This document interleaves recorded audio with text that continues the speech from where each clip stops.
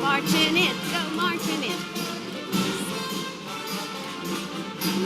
All righty then. In that number, and the saints go marching in.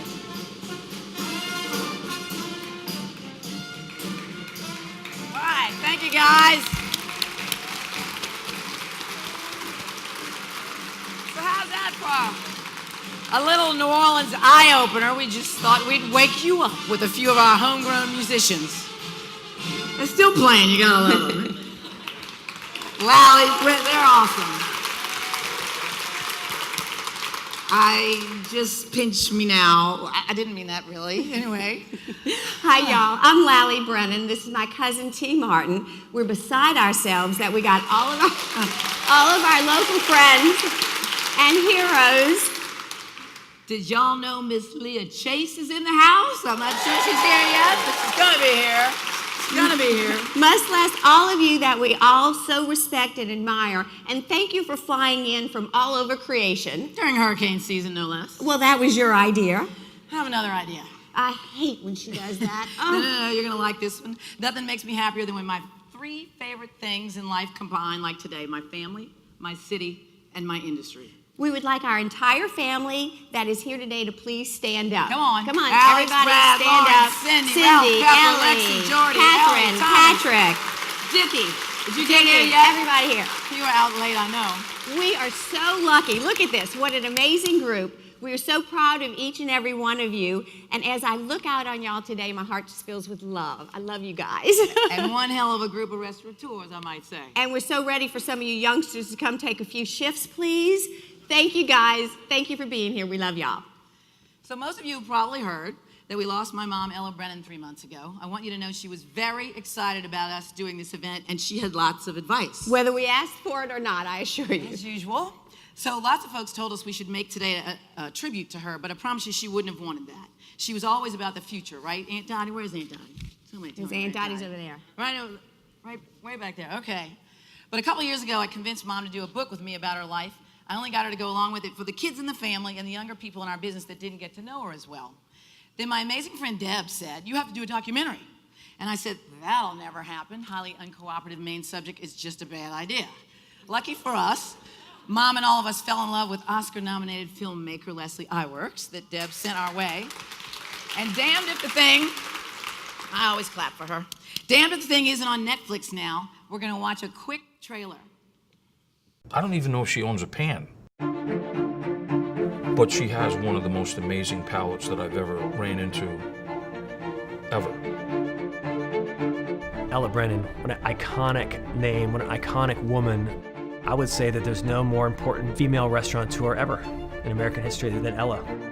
She was always this grand personage who presided over a kitchen that was an incubator of talent. She has this gift of being able to bring out the best in people. Ella was a celebrity restaurateur before there were celebrity chefs. As things started evolving, we became really a great team because I could really execute a lot of those visions that she had.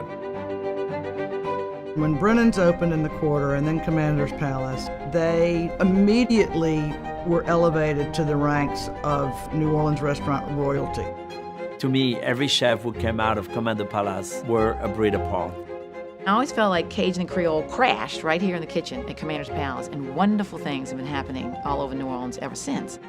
Wolfgang's California, Danny Meyer is New York, Ella Brennan is the South. And there's no way you can talk about New Orleans without talking about Ella. Her life's work has permeated the whole landscape of American cooking, American restaurateur. Her parties were covered by the press. We met many, many famous people there. It was always an amazing time just with these cast of characters literally coming through the house at all hours. She has this incredible gene about people. She's practically a genius at that. And thank you all for coming over. She's like the pizzazz ambassador of New Orleans. I mean, she's in her 90s and she's just got this pizzazz. There's not another word for it.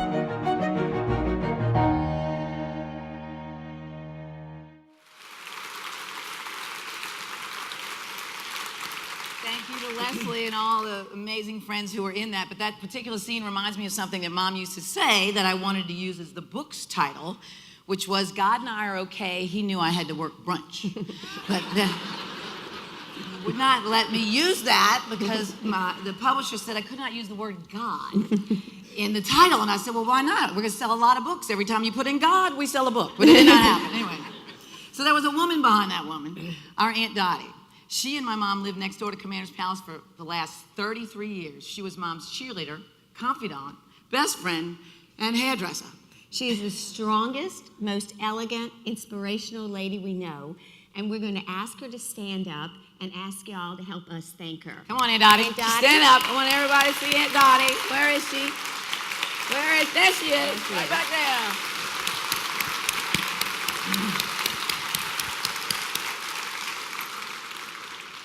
She's everybody's Aunt Dottie, all right? And we have something for you, Aunt Dottie. We had a new key made for your house, so we'll all stop showing up unannounced. And ladies and gentlemen, that is the definition of a true steel magnolia. Yeah. Our Aunt Dottie. Okay, on with the show. So, Lally, do you remember the American Cuisine Symposium in 1983? Vividly, T. I do, too. So all our family, Mom, Uncle Dick, Aunt Dottie, all of them invited all their restaurant friends and media from across the country to come talk about what was going on with food and hospitality in our industry. And people are still talking about that gathering as one of the things that pushed everything forward. One of the things that helped start what we now call Farm to Table. But I'll let Ruth Reichel and her panel tell you more about that. But here's a short clip in the documentary about that event. Now let's look at it, see if you can figure out who the narrator of the film is and who some of the attendees were. Very quick. In 1983, as American cuisine continued to evolve, the Brennans hosted a symposium on the state of food in America. They invited the top culinary pros to discuss and sample regional cuisine at a series of seminars. At a dinner celebrating the 100th anniversary of Commander's Palace, Prudhomme debuted what later grew into the restaurant's signature dessert, bread pudding soufflé.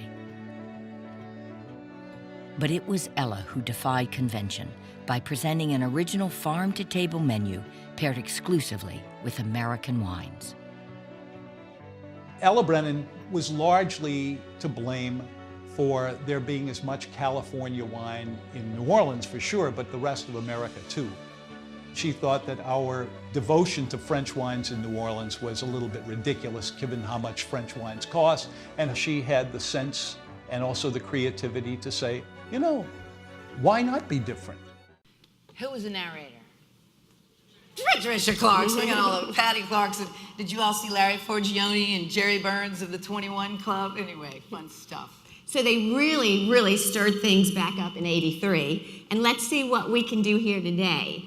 But just before we announce our first panel, we want to thank our dear friends at the Roosevelt, a Waldorf Astoria Collection Hotel, Todd Chambers, Sam Friedman, and Mr. Rose for making sure all of y'all got a good night's sleep last night. And it turns out that the Roosevelt Hotel's 125th anniversary is this year too. And we love the Roosevelt, and I just happen to love the Blue Room, too. I love the Sazerac car. I'm telling you, it's just all great. But they've been amazing partners. And we thank them so much. But look around this room, the Orpheum, unbelievable. It's just an amazing, stunning theater. And Tricia Sperrier with the Orpheum, who was about to give us our office, we came in so often. So their support has been generous in every way. But our earliest supporter and one of our favorite people on earth is Mark Romig, head of New Orleans Tourism Marketing Corporation, but basically the most wonderful ambassador our city has. We thank Mark and the New Orleans Tricentennial for being our partner and sponsor and head cheerleader when we need it. We love you, Mark. Yes. Thanks. So many people helped today. Well, let's do this thing.